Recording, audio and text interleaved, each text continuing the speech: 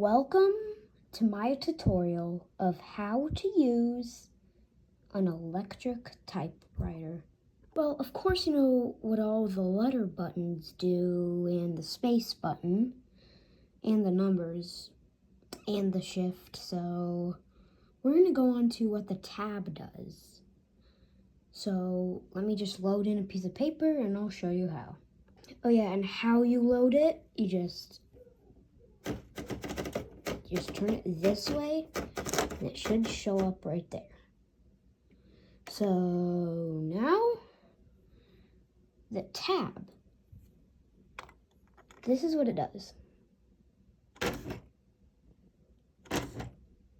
See that? So now we can type in letters. Hey, let's just go with start for now. I'm gonna type in start.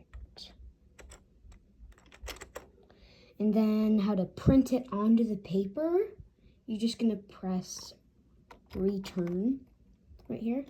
But then if you can barely see those numbers. It says 43. So that's how many numbers how many letters you can type in. And start, you can barely see, is right here. So when you press return, you can see right there. See the word start. See it right there. All right, so now I'm going to teach you how to, do the caps lock. Press lock.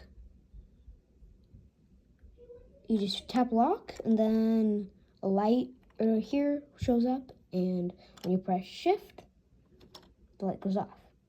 So watch again. See that? See, press that, and barely see the G right there. And then if I press shift, I'm pressing H right now. So see that right there? So yeah. And now, I don't really need to teach you about the backspace button. Yeah. See? And, there's this button. Tab. Oh, I already showed you that.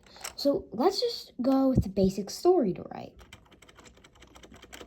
To help, just keep pressing this until you get maxed out.